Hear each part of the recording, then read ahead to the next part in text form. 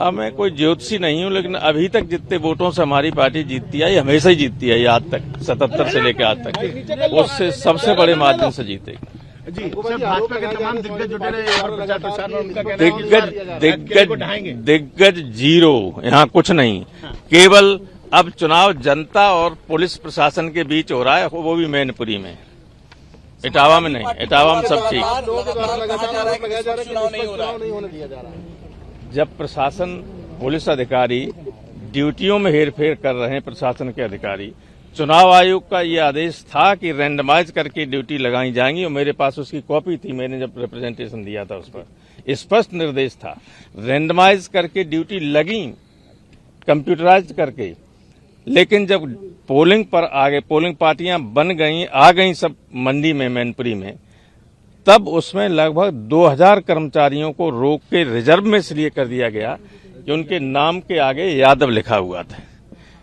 तो सब चुनाव आयोग के निर्देशों का उल्लंघन है सारा चुनाव में। लेकिन ये भूल जाते हैं कि समाजवादी पार्टी को सिर्फ यादव ही वोट नहीं देता है, सारी जातियां वोट देती हैं, और अब की तो कोई ऐसी वोट जाति नहीं है जो वोट न मिल रहा हो। जो कभी नहीं वोट देते थे वो भी वोट दे रहे हैं। दोबारा से चुनाव आयोग जाएंगे, अब तो जनता निराकरण कर देगी इनका, अब क्या जाएं हम। चुनाव हो गया, जनता दे रही वोट समाजवादी पार्टी।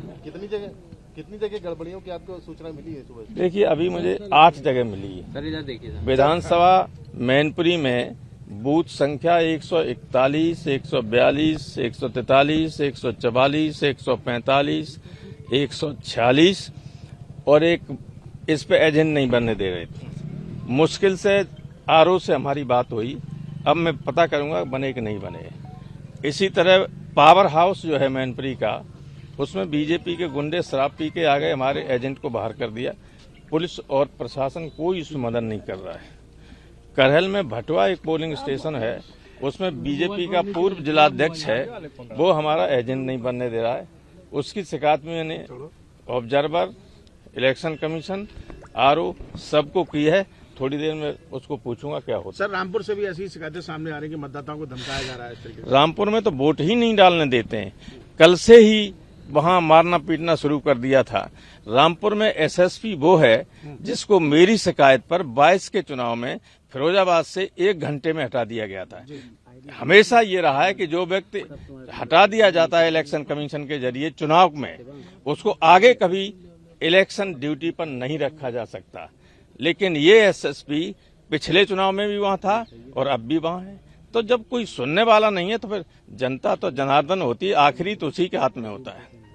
और मैंने कहा है लोगों से कि जो गड़बड़ी कर रहे हो, अगर तुम्हें बचा लेंगे मुख्यमंत्री, तुम्हें बचा लेंगे अधिकारी और सुपीरियर अधिकारी, कुछ नहीं करेंगे।